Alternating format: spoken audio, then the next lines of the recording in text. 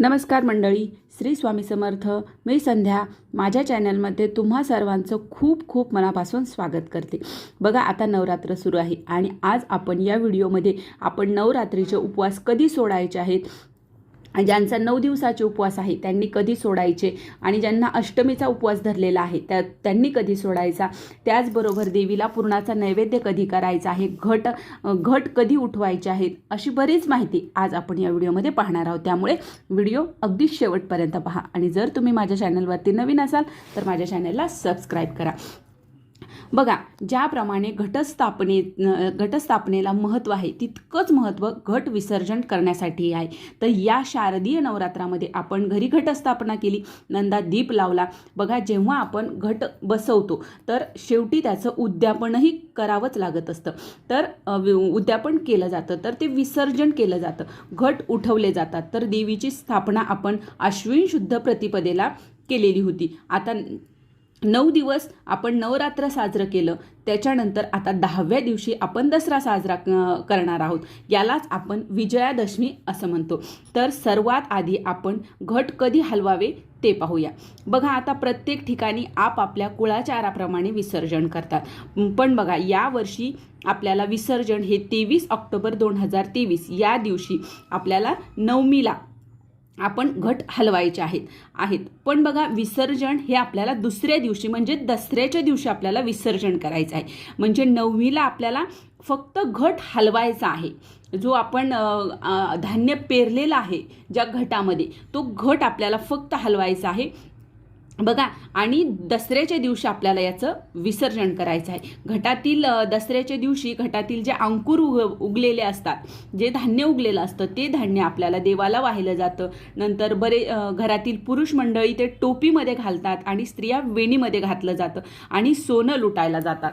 बघा, तुम्ही तुमच्या कुळाचाराप्रमाणे तुमच्या घरी जसं केलं जातं तुम्ही तशा प्रकारे करू शकता आणि जर तुम्हाला माहीत नसेल तर तुम्ही या प्रकारे करू शकता. बघा, ज्यांचा 9 दिवसाचा उपवास आहे, आता त्यांनी कधी सोडायचा, तर बघा, हा उपवास आपल्याला नवमीला सोडायचा आहे. अष्टमी आहे रविवारी आणि नवमीला आपल्याला हा उपवास म्हणजे सोमवारीच आपल्याला हा उपवास सोडायचा आहे. उपवासाची आपल्याला नवमीला पारणे करायचे आहेत. आता ज्यांचा उठता बसता आहे त्यांनी सुद्धा नवमीलाच सोडायचा आहे. म्हणजे 22 तारखेला रविवारी जर तुम्ही उपवास धरला असेल तर तुम्हाला सोमवारी हा उपवास सोडायचा आहे नवमीला. आता घट उठवण्यापूर्वी तुम्ही देवीला पुरणपोळीचा नैवेद्य दाखवावा, मग घट उठवावे. पुरणपोळीचा नैवेद्य दाखवावा, मग नैवेद्य दाखवल्याच्या नंतर आपल्याला घट हलवायचे आहे. तर ज्यांचा 9 दिवसाचा उपवास आहे त्यांनी व त्यांचे उपवास उठता बसता आहे त्यांनी सुद्धा घट हलवल्यावरच आपल्याला उपवास सोडायचा असतो. आता बघा, बऱ्याच जणांना असा प्रश्न पडतो की घट हलवले त्याच दिवशी घट उचलायचे का?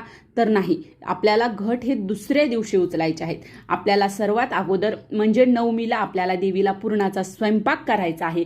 पुरणाचे 21 दिवे करायचे आहेत. अगोदर जर तुम्ही करणार असाल तर तुम्ही हवन सुद्धा नवमीलाच करायचे आहे. सकाळी तुम्ही स्वयंपाक करून घ्या, देवीचा घट हलवून अगोदर देवीची आरती करून घ्या. तुमचा जर दुर्गा सप्तशतीचा पाठ राहिला असेल तर तुम्ही पाठ करा, नंतर हवन करा. तुमचं कन्यापूजन राहिलं असेल तर नवमीला तुम्ही कन्यापूजन सुद्धा करू शकता.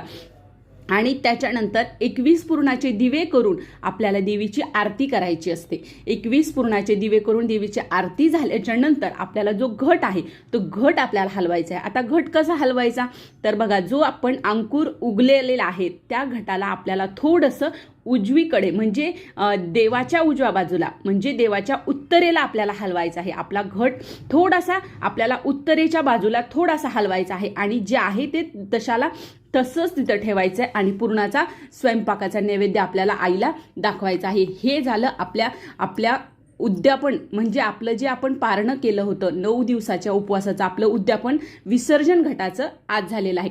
आता दुसऱ्या दिवशी म्हणजे दसऱ्याच्या दिवशी फक्त आपल्याला या नवमीला फक्त एवढंच करायचं आहे. आता याच्यानंतर बऱ्याच जणांना असा प्रश्न पडतो की आता जे आपण घटी बसवलेले जे देव आहेत, बऱ्याच जणांनी सगळे देव घटी बसवलेले आहेत, तर त्यांनी कधी उठवायचे, तर घटी बसवलेले जे देव आहेत ते आपल्याला दसऱ्याच्या दिवशी म्हणजे नवमीला आपलं ही सर्व पूजा झाल्याच्या नंतर लगेच देव उठवायचे नाही.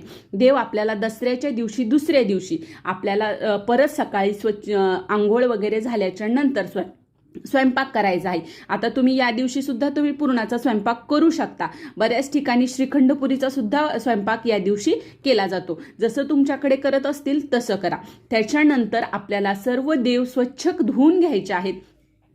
घटी बसवलेले देव उठवायचे, स्वच्छ धुवून वगैरे त्यांची पूजा वगैरे सर्व करायची आहे. आणि त्याच्यानंतर आपल्या जो काही घट मांडलेला आहे तो आपल्याला उठवायचा आहे. तर अशा प्रकारे आपल्याला आपला जो 9 दिवसाचा उपवास आहे हा उपवास आपल्याला 9व्या माळीला म्हणजे नवमीलाच आपल्याला सोडायचा आहे. तर आता तुमच्या लक्षात आलंच असेल की उपवास कधी सोडायचा, देवीचं घटाचं विसर्जन कधी करायचं, ही छोटीशी माहिती होती जी मला तुमच्यापर्यंत पोहोचवायची होती. तर कसा वाटला व्हिडिओ नक्की कमेंट करून सांगा. आणि जर हा व्हिडिओ आवडला असेल तर माझ्या व्हिडिओला लाईक करा, जास्तीत जास्त लोकांपर्यंत हा व्हिडिओ शेअर करा आणि माझ्या चॅनलला सबस्क्राईब करा. श्री स्वामी समर्थ.